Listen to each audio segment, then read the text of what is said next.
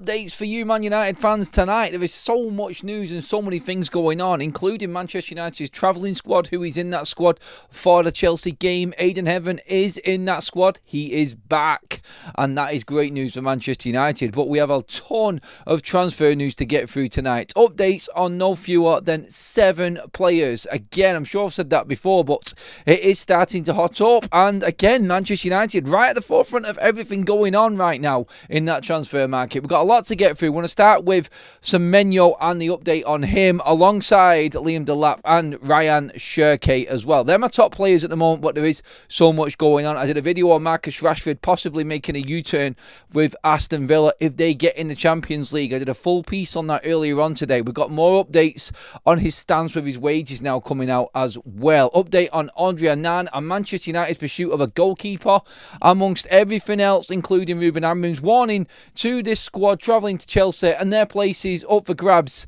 if they don't perform. Up for grabs, I mean that final against Spurs. It isn't about turning up in finals and doing well. You've got to earn your right to be in that final in the first place, and anybody who is going to feature against Chelsea tomorrow night has to perform. That's going off what Ruben Amorim has said. Let's get into the news. Let's get your comments in the live section as well. If you are catching up, thank you everybody who has joined us live. Get your comments in if you are catching up later. We are a bit earlier tonight. I've got a few things to do after this, so we are running a little bit earlier again. It is a bit mixed match at the moment on the evening shows, but we are bringing you your news still, and we're making sure that you're up to date. And we're talking SEMENYO, Anton SEMENYO from Bournemouth. Now, Manchester United's pursuit of a striker, and Miguel Delaney is the one that ran this earlier on this afternoon, talking about Manchester United now closing in on Liam Delap. So them bullshit stories, let's just call them, about Chelsea now feeling like they're favourites to sign Delap is what we'll call them, because again we've got now about the 4th source that has come out and said that Liam Delap now is going Manchester United. We've known for a while that them two have been United's top 2 targets, that being Cunha and Delap. We know that Cunha's probably going to have everything agreed and done and in place by the end of next week, because that's when the season finishes, and obviously when June 1st opens, players can make that move. Liam Delap also in that category as well, needing to make his decision on the under-21s tournament, or whether he's going to be going to the Club World Cup with Chelsea. It looks like he's going to be playing under-21s tournament, because that's where United would be allowing him to go, and that deal could be done very, very soon, and that's from Miguel Delaney on that one. But he also said in his piece that Manchester United are also moving in on Antoine Semenyo from Bournemouth. Now, there'll be a lot of Manchester United fans that are not fully convinced by Semenyo. I get it, I do. He's had a good season this season. He's had a starring season this season. His price tag is very hefty. We've talked about this before. 60 million is what's being rumoured anyway. But Miguel Delaney saying there today that Manchester United are moving in. United want another 10.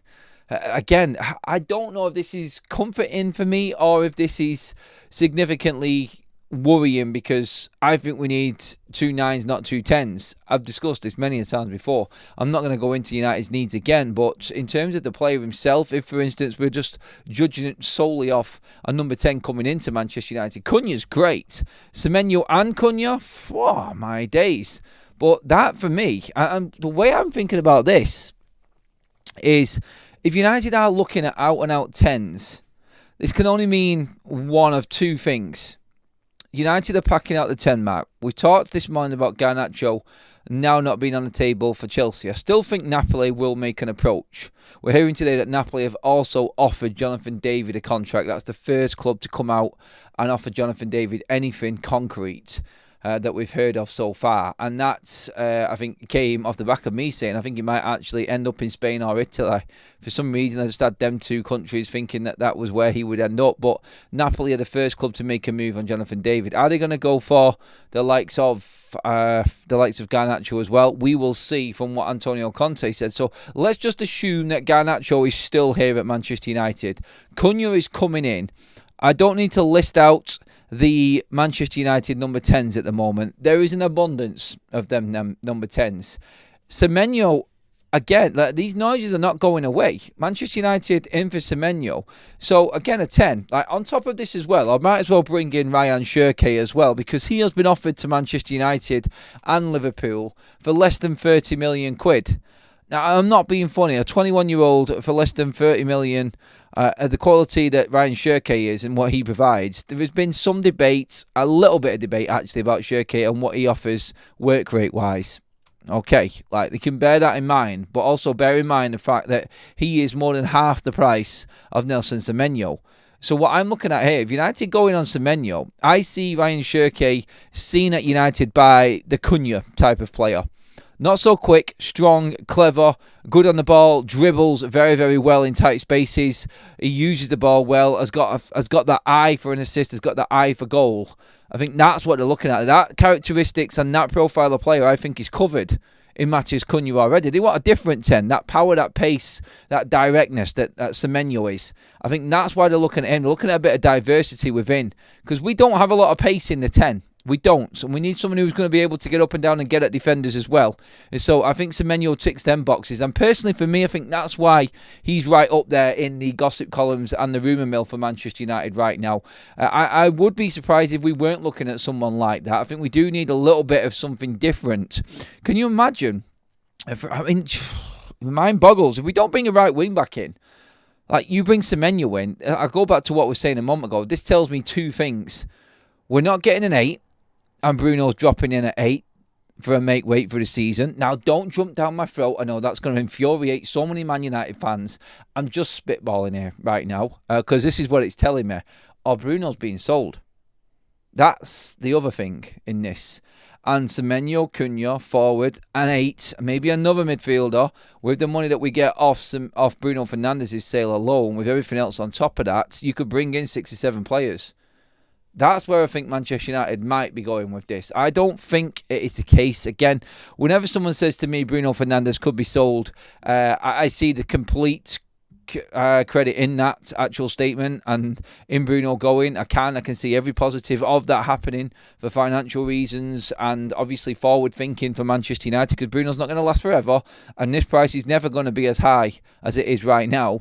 And so it's a do or die situation, but all of the time, all I can think about is how Bruno is loved at Manchester United, how everyone at the football club idolises him in terms of the managers and the coaches and the other players and everyone at the club. Like, he is just a legend within Manchester United. And I can never see Bruno Fernandes leaving when I think about it. I see the real meaning in it. And if you think back to my show this morning, I won't hide behind what I said this morning. Like, if United are going to make anybody sit up and go, wow, then it's making significant changes in the out columns for me. And Bruno Fernandes was on my list this morning that people would go, ooh, hang on a minute. United actually do mean business here, and it is cutthroat, ruthless time by the hierarchy and that recruitment team. So, yeah, this is what I see. If Semenyo keeps on coming in and the rumours keep on coming in, somebody significant is going to lose out. Like, I mean someone big, because let's not forget, you're not about to spend 125 million, which pretty much is what it's going to cost to bring in Semenyo and Cunha, and then not play them. So what happens to Ahmad? What happens to Bruno? What happens to Garnacho? What happens to Xerxes? What happens to Mount? Bleed hell. Like, someone has to go. And this is the thing, like, there's so many 10s being linked with Manchester United right now. I feel like United are thinking, like, in number 9 situations, they haven't got what they want out there, or they're not prepared to go and spend the money on a world-class striker like an Osimhen or a Gyökeres. They're going to bring in Delap and try and develop him, but maybe bring their goals in the number 10 area.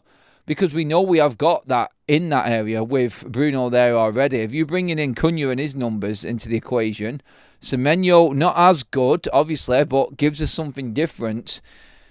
Maybe this is where United are going. Maybe the goals are not going to come from a number 9. I mean, Delap will get his fair few if he does come into Manchester United. But you're talking here, you're not going to be getting anywhere near what you'd expect another number 9 like a Gyökeres or an Osimhen to get. Maybe United are packing out the 10s and thinking that's where we're going to make our goal difference up. I don't know. That's just my initial thinking with them stories as they've come out right there. But United offers CHERKI for less than 30 million quid. That's big, because that's a quality player for very, very little money. And they're also pursuing, alongside Delap, which is now far down the line apparently, according to Miguel Delaney, and Semenyo, Antoine Semenyo from Bournemouth. He is going to be an expensive signing for Manchester United, though. We're already about to break Ineos's first record by signing Matheus Cunha. Semenyo on top. My claim is either one of Garnacho or Bruno are definitely leaving if Semenyo and Cunha are coming into Manchester United. Talk to me in the live chat. Let's open this up a little bit at this section right now, just for giving your thoughts across. And we'll start with Roz, who's put a super chat in. Thank you, mate. Adam, what is your ideal realistic price for Garnacho? If I know he doesn't fit our current system, but I don't want to give him away for cheap. He would be great in another system with a more traditional winger. As a more traditional winger, 50 million, mate. I'm going to just answer that straight out. He is a 50 million pound player. He's got potential, he's got pace, he's got goals, he's got assists. He has got something. He's got the age on his side, he's got very cheap wages. Someone will buy Garnacho if he is on the table. Like Chelsea may have moved away. They may be looking at a different type of player. But Garnacho is worth 50 million of anybody's money right now. Just for the sheer fact that, yes, he's a bit raw. His finishing isn't ideal. His decision-making isn't always on point. We've criticised it all the way throughout this season. But he has got a lot of qualities. And he can be a game-changer on his day, Garnacho. And we've seen that in abundance in a United shirt. So if someone's coming in, the minimum that United would take, I think, is 50 million. 50 million pure profit would open up Manchester United's window. I think he's gone, and I've always said I think Garnacho will leave Manchester United this summer. I really do. I just think he's going to go a long way into funding what we need and what's necessary. Manchester United can go out and spend what I said we needed to this morning by bringing in 6 first 11 players, by selling 2 players right now, which is Garnacho and Bruno Fernandes. I honestly, I would prefer both of them to still be at Manchester United, and we go and spend money anyway and strengthen. Because I do think that both of them players will bring something for Man United next season, albeit in a rotation system. And even Bruno moves into the rotation system now. He can't start every single game, and definitely not with the Champions League being on the table as well. Bruno's going to have to learn that he is part of what Ruben wants to do, and he is going to need a rest as well. He can't play every single game. I think we found that out towards the back end of the season, in fact. But still, can you imagine if Manchester United did sell Bruno and did sell Garnacho? I can fully see why. But honestly, the more I hear about Semenyo, just to go back to this, I just feel like if he is coming in, alongside Cunha we know we're getting, you've got Delap coming in. I think there is, in United's attacking names, so if I name out Manchester United's forwards now, let's just say 10s and 9s. Let's go Bruno, Ahmad, Mount, Garnacho, Xerxes, Højlund, Cunha, Semenyo if they come in. No, let's just go with the ones that we know that are already at Manchester United. So Ahmad, Mount, Bruno, Garnacho, Xerxes. There's 5 there, isn't there? That's 5 definite. So I'm missing someone there, probably, aren't I? I must be missing someone. But yeah, you've got Højlund there as well. That makes it 6. They're Man United's attacking options, I feel, who we would usually expect to be in and out of the team. So I reckon I can't see Højlund going, because we need another 9. Someone has to be in that position. They have to be in that position. I don't think Amorim's up for a false 9 type of player, so I cannot envisage a Bruno Fernandes stepping forward situation if you're trying to make him fit somewhere. Garnacho, Bruno, Xerxes. I think they're the 3 heads on the block. And believe it or not, just through circumstances alone, I think Xerxes is probably the safest one out of all of them. I mean, you could argue Bruno Fernandes, obviously, for reasons, but it just depends how desperate Man United are. How desperate they are to make some money. But, yeah. Semenyo, CHERKI, they are players that Manchester United have spoken to this summer. That's the reports coming out straight out. Let's get a few more comments on this right now. Let's see, let's get something. Almac says, if Garnacho and Bruno leave, we could have a proper overhaul with the quality players you all want. I mean, you want as well, mate. Don't forget, Al. It's all United fans right now. Andrew says, I am uneasy about signing Delap. Don't really want a player that is hanging back to see if we get into the Champions League. Well, apparently that has changed now. That was the story from yesterday anyway, Andrew. That's now Delap is moving towards Manchester United no matter what. That came from Sky Caves. So That was where we're at with Delap. And Delaney today has pretty much just moved this on now, saying United are closing in on this deal. I can actually see Delap and Cunha both being in Man United's side and both being done in the first couple of weeks of June now, just by the way that things have been reported so far. I think this is where we're at with it. I think 90 plus million, 2 players in Manchester United's forward line, and talk of Semenyo for 1 more, and I think that's United's forwards done. That's it, finished. If we do go out and get Semenyo, then Manchester United's transfer activity in the forward area is done for the summer. That's it. No big blockbuster or anything. Like towards the back end of the window, getting business done early. We did used to do that a lot, and it did feel a lot more comfortable in a transfer window back in the days when we were successful. Since we started turning into a real nightmare side and the unknown quantity that Manchester United are, it has turned into a little bit of a roller coaster, hasn't it, the old transfer window? I mean, a little bit chaotic. Højlund could go on loan, and Delap and Xerxes rotates in the 9. Xerxes not a 9. He's a hybrid 9-10 into. Again, trying to find a position for somebody else, trying to shoehorn him into a bleeding role. It's not what we want, but I get it. I do. United have got to make do with what they've got. And the Ruben system wasn't the plan at the start of the season, was it? That's the difference. And there's nothing we can do. Xerxes can't be sold unless someone comes in with a real bid. But on that, by the way, apparently Inter Milan are interested in Joshua Xerxes, and he is a realistic option for them. Now, Inter Milan, as we know, are nailed on Champions League guaranteed next season. The Champions League challenging side. It would be criminal, wouldn't it, that we would have 3 former Manchester United seen as failures at our club in that Inter Milan side who are going great guns in the Champions League. That being Xerxes, Mkhitaryan, and obviously Darmian as well. But I know it's another season on, and it's not this season, but still, Xerxes apparently, according to reports in Italy, is a target. Still, I think Juventus have cooled interest, could come back in, but there are still talks of Rasmus Højlund as well. They're deals, I think, for later on in the window. Nothing has come out, and I've read nothing or listened or heard anything on the side of anything regarding Højlund and Xerxes moving quite quickly when this window opens.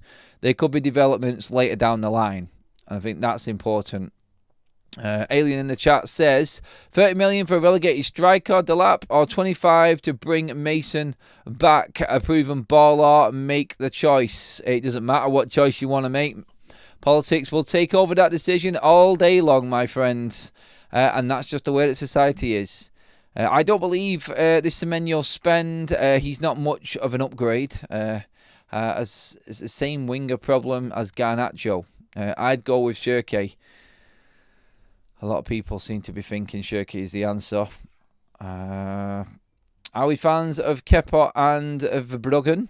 We can't go into next season with Onana still in goal. Right, okay, I'll move on to the goalkeeping situation, actually, because there is a update on that. And that is that Manchester United don't want to spend their budget on a goalkeeper.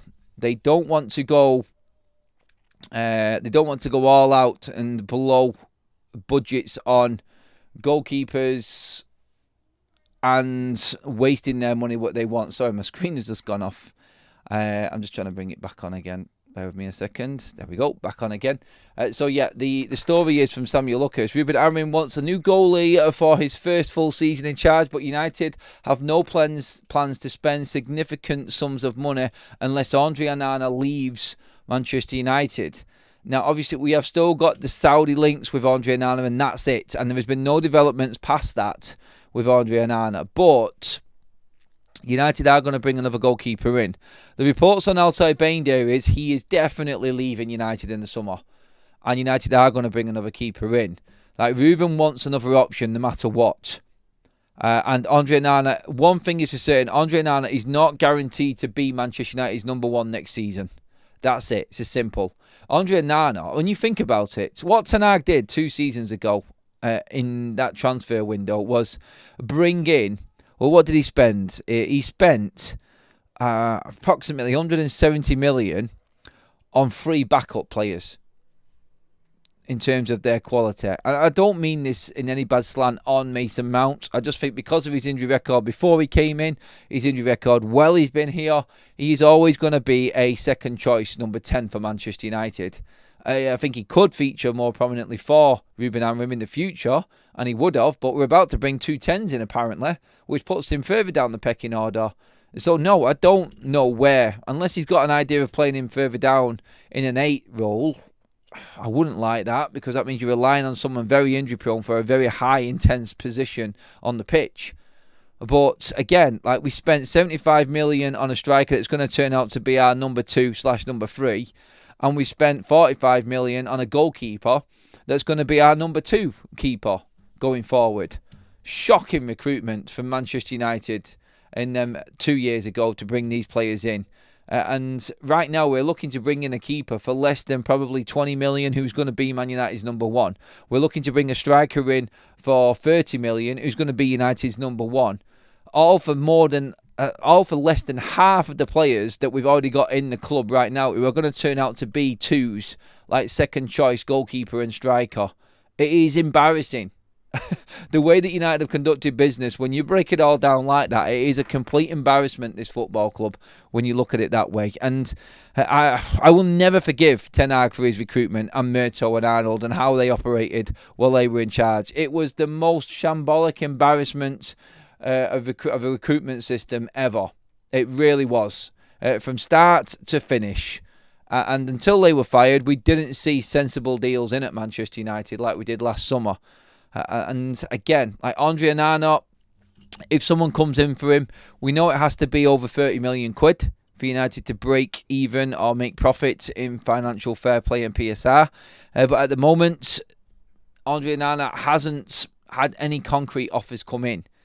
We had that offer from the Saudi Pro League completely put down by Ben Jacobs. So that's still there.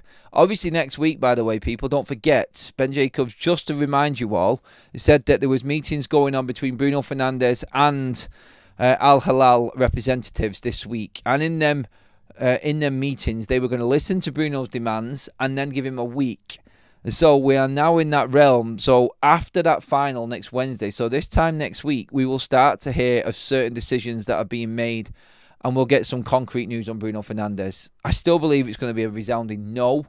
I just hope that Manchester United don't try and do something stupid by offering him more money or something like that. I think he's quite in the bracket of actual, what's the word I'm looking for right now? I think he's warranting what he's earning right now in terms of what he's doing in this nightmare spell at Manchester United that we're having. But yeah, that was the update on Andre Onana as well, everybody. Manchester United want a new goalkeeper. Many people are talking about it now. I could see both Vitek and Bayindir both being sold and someone else coming in. And Andre Onana may be Man United's number 2 next season. That's how it stands at the moment. And don't get me wrong, someone could still come in and buy Andre Onana, but it isn't anywhere near close at the moment in terms of Onana going anywhere else. So I've seen anyway, and that's the reports that are going around. Andre Onana is still going to be at United next season as things stand. Dylan with a super chat says, Osimhen reposting Rio's Insta story, Agent Rio. Rio's a massive fan of Osimhen's, by the way, so he's going to big him up at any chance he can get. But no update on Victor Osimhen at all anywhere, apart from him just destroying everything in his path in Turkey. And his numbers are going through the roof right now. And I think the stories may circulate and come back round again. I don't think Gyökeres is totally dead, but Arsenal are moving forward now. Apparently they've offered him a wage. They've offered him a wage package, and that's being discussed. I Hate the Glazers, welcome to the Members Club. Love that name, by the way, mates. Thank you for that. That was before the show started. Let's get some more comments on this. Can you see Manchester United actually getting rid of Andre Onana this summer? By the way, I've seen some stories floating around regarding the Qataris. That anyone who thinks that the Qataris are going to come in for Manchester United now, get a grip, honestly. Like, they weren't real in the first place, and there is nothing going on right now, and Ineos are definitely not going to sell up, and the Glazers won't do business with them. End of. Don't get excited about it, whatever it is. Yes, I want the Cunha, Osimhen, Mastantuono, Edison, Semenyo, CHERKI to United is better for next season. Can't have that many 10s, mate. Don't forget, Mastantuono is a 10 as well, and he plays in that role.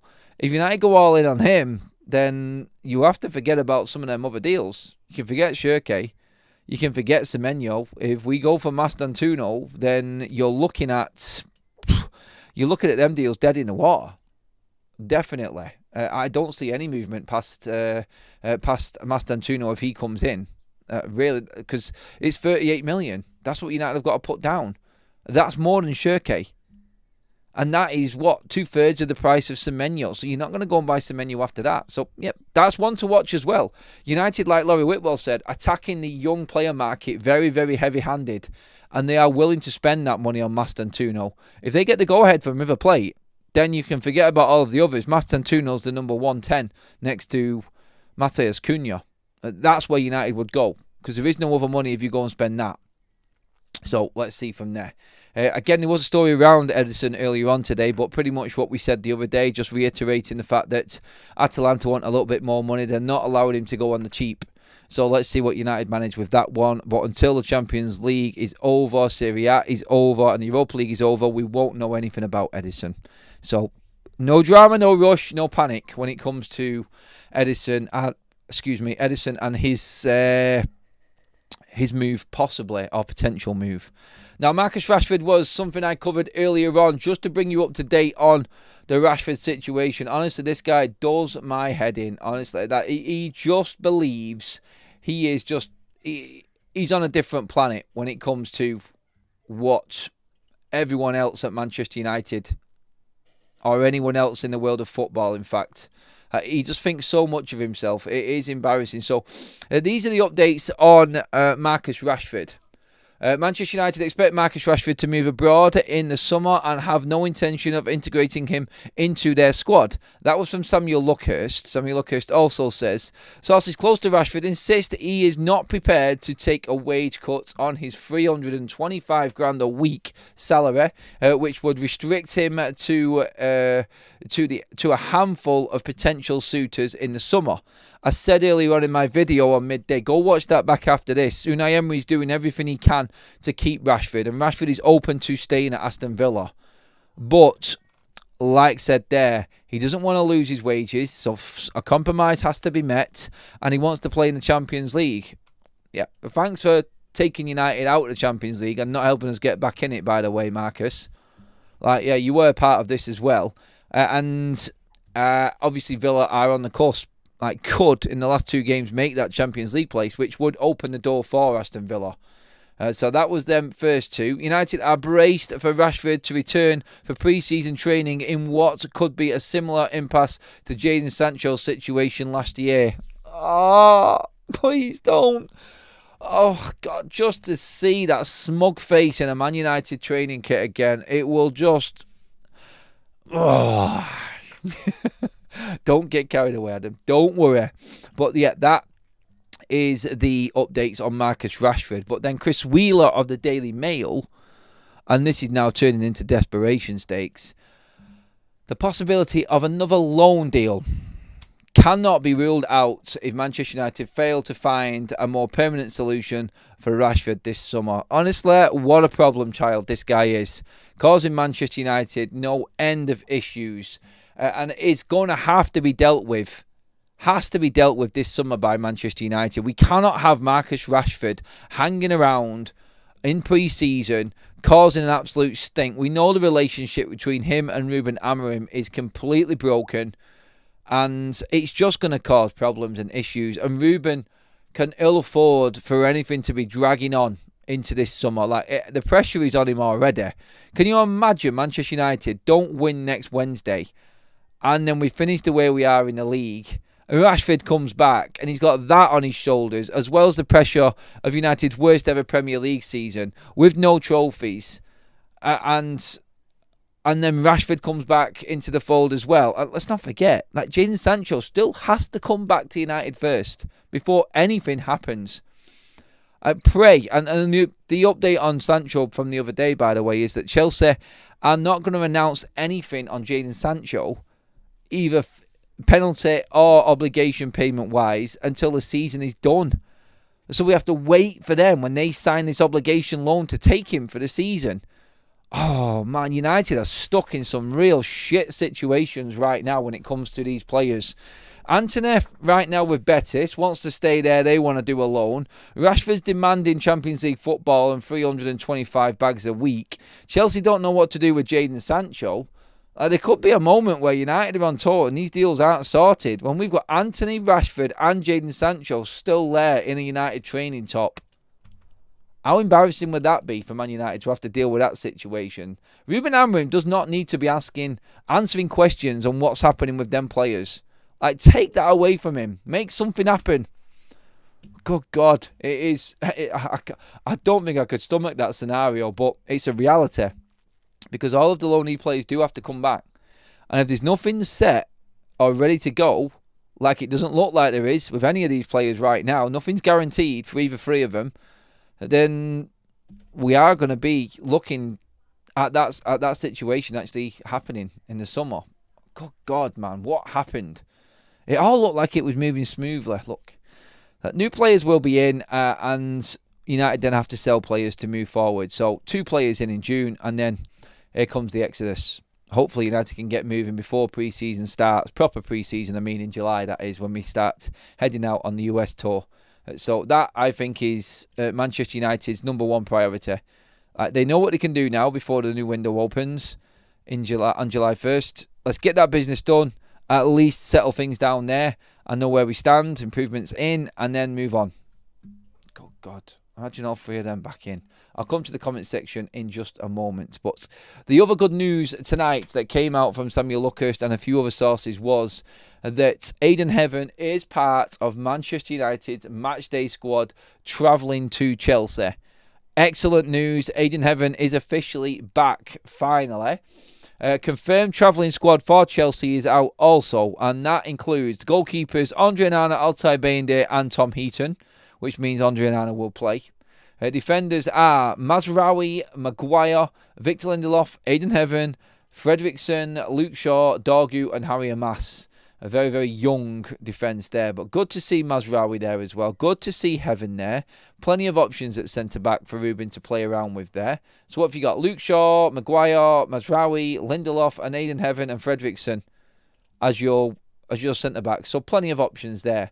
Midfielders for Manchester United include Casemiro, Manuel Ugarte, Christian Eriksen, Toby Collier, who is back also. So 2 more players back in Man United's squad in Collier and Aidan Heaven. Great news. Kobbie Mainoo, Mason Mount, Bruno Fernandes, United midfielders. And the attackers, unfortunately, looks like no Chido. It's Ahmad, Garnacho and Rasmus Højlund are United's only travelling forwards. And that is confirmed by visual sightings from the MEN in them heading down to London. So Manchester United not taking any risk, really. Ruben Amorim's message on this, which I said at the top of the show, is very, very clear. These players that are playing in this Chelsea game are fighting for their place in their final. They're fighting for their Europa League final place. Don't balls it up against Chelsea. That's what's being said. Don't think that this is just a let's just get through this game type of scenario without any injuries. Let's take care of ourselves. Ruben's going out with the message that I can read there as go and get this game won. Like, we have to go out to try and win a Premier League game. We cannot keep losing games in the Premier League. He cannot be the manager, like I said before, that finishes the season with 9 games without a win. That would be completely embarrassing for him. Even if he wins the Europa League, that's still an utter disgrace for Manchester United. It really is. And again, I think he's trying to get this message across to the players. Do you actually want to be here? Because that exodus is going to be judged off games like this for me. I think it really is. If you do love the content and are liking the video and the live show so far, please do give it the thumbs up. Make sure you have subscribed to Forever United TV also, everybody. make sure that you are up to date by pressing that bell notification button. You will have noticed in the live chat there is a link to join my fantasy football game tomorrow. We're doing it on the watch along, starting on YouTube tomorrow night at 7 o'clock, everybody. So make sure that you join us for that. That's the build up to the game. In that, I have developed my own fantasy football game where we pick 5 players, 3 from one team, 3 from another. You have to pick a goalkeeper, a defender, a midfielder, and 2 forwards. So just 5 players in the game, and a point scored throughout the game. There is a league table live, completely updated throughout the game as well, which I'll be putting up on the watch along as well tomorrow. And there is cash prizes. It's £5 to enter it. We're trying to get a minimum amount of people in there, but there is prizes for first, second and third. So if anyone from Forever United TV wants to join me on that fantasy football and you think you've got that dab hand at management, get into the game. The link is in the live chat there as well. We will update you on the match bingo as well before the end of this show also, everybody. But that's the link that's up there right now. Modern Samurai, hello mate. In with a super chat, says, I'm sorry, but if Amorim is trusting Onana as his number 1 going forward, I have a real problem with his talent recognition going forward. Like the video. Yeah, like the video, don't like Andre Onana. I'm with you on that one, mate. And Ruben's got a chance here. He really has got a chance. Even if he can't sell Andre Onana, he doesn't have to play him. I think United will buy another keeper. I think we can get someone affordable who's better than Andre Onana anyway. And if Andre wants to stay, he's going to have to be number 2 and learn his lesson. And maybe that will force him out the door the following summer. Maybe that's what's going to happen. We don't know. We have just been gifted 5 memberships from Modern Samurai and another membership from London as well. Thank you so much, fellas. Absolutely love that. If you are one of them lucky recipients of a membership, please make sure you drop a big thank you in the live chat as well, everybody. I can see quite a few there. Stephen Island's grandmother. What a YouTube name that is. Alien as well. Get your thank yous coming in, people, please. On that. And yeah, Ruben's message. What do we reckon? I'm going to get into some more of your comments now as well as we move towards the back end of the show. Still a bit of time to go yet, so don't worry. We'll try and get some as many of your messages across. If he's trusting Onana, I can see him extending Lindelof. No, Lindelof's definitely gone. Eriksen's definitely gone. Evans is definitely gone. The fact that we're actually looking to give Tom Heaton another extension tells me that there's another number 2 goalkeeper or 2/1 keeper coming in. I would love it if we went and got Milinkovic-Savic from Torino. That, for me, would be significant when it comes to Manchester United's goalkeeping situation. I think he would hold down the number 1 role on his own easily. And Andre's going to have to play second fiddle. Simple as, I'm afraid. Simple as. 5 more gifted memberships in from Modern Samurai. Absolutely brilliant. Thank you so much, my man. Absolutely love that. And anyone, again, who is getting them memberships, please do put a massive thank you in that live chat. I'm going to go quickly run through all of the other news as well that is going out at the moment. Well done to Player of the Years in the Academy, which is Tyler Fredrickson and Harry Mass winning their awards from the Academy side of things. The Jimmy Murphy one, the bigger one, went to Harry Mass. So massive congratulations to him. On winning that trophy as well. If you didn't hear the earlier update, Aidan Heaven is in Manchester United's travelling Chelsea Premier League squad heading to London. Excellent news. Rashford won't buckle on his wages, so Manchester United have to find a suitor that is 1 in the Champions League and 2 is wadded, because Marcus Rashford's a big time Charlie and he needs his big wages because he is that good. Really, that good. Yes, checking through everything else right now. Manchester United don't want to make expensive mistakes in the market, but are also cautious of just signing players with potential rather than the immediate difference makers desperately required. That coming from Sky. Selling well remains a key focus beyond the nips and tucks to the first team, and Jason Wilcox led a drive to increase their talent pool in the 18 to 20 age group mark, and that will continue. Yeah, we get that. We do get that. But United's need for players now is huge. absolutely huge. If you wasn't with us this morning, by the way, just on Lenny Yoro, word is coming from Manchester United that Lenny Yoro is expected to feature in that final next week. So that could be big for United as well. Having Heaven and Yoro both back is excellent. Excellent news for Manchester United. More options and that massive bench that you can have is going to benefit United. At the moment, it looks like Maddison is out, Bergvall is out, and Kulusevski is a major doubt for Spurs. And they are big players for Spurs as well, like significant players to be missing. Honestly, Man United have done this before. We have been to finals, been against the odds and turned up. United can win this game, even if Spurs have got their best team out on the pitch still. We shouldn't be worried about Spurs players. We shouldn't be holding on to Spurs players being injured and what team they have got. We need to be thinking that we can go out and beat Spurs. It's as simple as that. It really is. And if we can't, then we are an utter disgrace. We are an utter disgrace. And that is it, basically. Quickly as well, another update that I needed to bring you was the update on Alvaro Fernandez. Now, I've done a piece on Football Talks, which is coming out, another video updates on Dean Howson. Now, Real Madrid are looking and are pretty much already got a medical book for Dean Howson. He is going to be a Madrid player and playing in the Club World Cup for them. They also want Saliba. They've got Trent. They're trying to work a fee out for Trent Alexander-Arnold to get him in before his contract ends, because they're taking him on a free agent. His contract doesn't actually end until the end of June. So, therefore, he's still a Liverpool player. And if they want him in the Club World Cup, have to give Liverpool some money. I don't think Liverpool are going to agree to it. But they have seen that side sorted. They want 2 centre-backs to add to the 3. And then the left wing-back is apparently Alvaro Fernandez Carreras.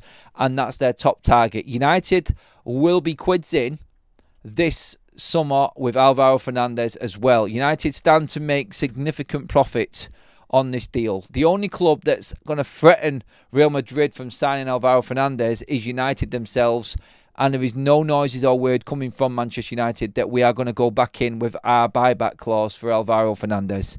The clause is 18 million euros, but United also have a sell-on clause of 50%, so that would cut the 18 in half. Therefore, Manchester United, when you break it down and you exchange it, would only have to pay approximately 8 million quid if they wanted Alvaro back at the football club. There's a shout there. You could just say, put Alvaro on the left and play Dorgu on the right and bring Alvaro in for 8 million quid. Job's a good one. If we don't make that happen between now and December 31st, that clause is gone. But it doesn't look like United want him. And again, still scratch my head at that one a little bit. He is a great player. And for 8 million quid, you're talking about saving money? Play Dorgu on the bleeding right. And United have got Leon coming in, obviously, in the summer as well. 18-year-old Leon from Paraguay. And I think that's why United are not going to be bringing Alvaro back. But United will cash in. 50 million is the release clause from Benfica. So Real Madrid are looking to spend 50 on him as well. United would take, I think United are set to earn approximately about 20 million quid or something like that, near 20 million quid for Alvaro Fernandez. So if you think Mason Greenwood moving on, 20 million profit for him and that, 20 for Alvaro, United could be looking to make significant profit just off players that are not even at the club anymore. So that again, is big for Manchester United. Apparently, Odyeli, who went from Manchester United's academy to Legia Warsaw as well, he is apparently on the move. And United have got a 50% sell on him as well. So we could be looking to possibly make maybe another 3 million off that deal. So maybe United have got some other money coming in. Maybe just to tide us over until we find a deal for the likes of bleeding Sancho and Marcus Rashford. But you add Sancho, if that goes through, Alvaro, Mason Greenwood, you've got over 60 million quid there from them three alone. All this money coming in off players that are doing nothing for Manchester United right now pretty much nails down exactly where Manchester United are at and how much of a disgrace this football club is when it comes to transfer business and recruitment. Dear God, that's what I say when you look back at Manchester United. It is a scary, scary, scary thought looking back at how we used to conduct business. If anyone can lose at this game, it's Amarim. Bloke is shocking, says Steve. No, the 50% is only if someone else buys him. No, it's not, Ben. It's not. 50% we can add on to ourselves as well, mates. I actually read into this. This is how Real Madrid do business as well. This is something that other clubs do. It's a way of getting a player cheaper. It's like an expensive loan in a way. That's how they work it, mate. But no, it is, apparently. I thought the same thing, mate. But I was told that it wasn't. United can do that. Look, they're not going to do it anyway, mate. And it's going to be 50% sell on. That's all that's going to get triggered. I've said it before and I'll say it again. We can't beat the team that gives Spurs a trophy. It's unacceptable. In this season, Jim, though, mate, you wouldn't be surprised, would you? Like, anything is possible this season for Manchester United. If the Scousers a counterfeit money, Madrid give them a taste of their own medicine. We're getting into silly comment section now, aren't we? We should buy him back and tell Madrid to go F themselves. That would be funny. It would. United will go undefeated in Europe. We scored too early and Spurs get one in the second half before we score the third. 3-1 United. Bruno, Mount and Agate are the goal scorers. It's a bit like you're ahead of yourself there. We've got to play Chelsea at Modern Samurai, mates. Come on. Let's get that game out of the way first. Let's win a Premier League game. That's what we should be thinking about right now. Premier League. That's the be-all and end-all. That's the be-all and end-all for Manchester United. And should only be. It should be the only thing that we're thinking about, so I was supposed to say then. Well, look, that is the end of the show, everybody. Thank you so much for being part of it. Please do drop your comments into the comment section once we have finished. And obviously get your thoughts on any of them stories. There's so much. Semenyo, CHERKI, Delap talking about Bruno Fernandes, Alvaro Fernandez, Joshua Zirkzee also as well. Marcus Rashford's situation, Ruben's message, the travelling squad, Heaven's back, Collier's back. They could both play against Chelsea tomorrow night. There's so much to talk about. Pile into the comment section, please, everybody. If you've loved the content, please do give the video a like also, everybody, as well. And don't forget, it is Match Bingo time this weekend. Tomorrow, our match partners at Match Bingo are running another Manchester United card tomorrow. Match Bingo, bringing the bingo card to the football. And that is 15 match events from throw-ins to goals to posts to substitutes, all on your Match Bingo. Download the app now by clicking on the link in the description or scanning that QR code. If you get five in a row, you get 25 quid. Double it up with another line, you get another 25. And then the jackpot could be anything up to 300 quid in the Chelsea game tomorrow. We have gifted so much money out to all of the FUTV community already. And this last week of the season, we are going all out on Match Bingo, everybody. You are missing out. Please do drop into the description, click on that link, or scan the QR code on your screen right now. Also, in the live chat, don't forget, tomorrow I'm running my own fantasy football game for the Chelsea game alone. Click on that link. I am giving prizes away in that, cash prizes in that one also as well. Guaranteed FUTV winner in that game, everybody. That's only £5 as well to enter that one. So please do get involved in that as well if you can. And that's it, everyone. Thank you so much. That's our show finished. I will see you all 8 o'clock in the morning. Have a great evening, people. And yeah, sleep well. Match day back tomorrow.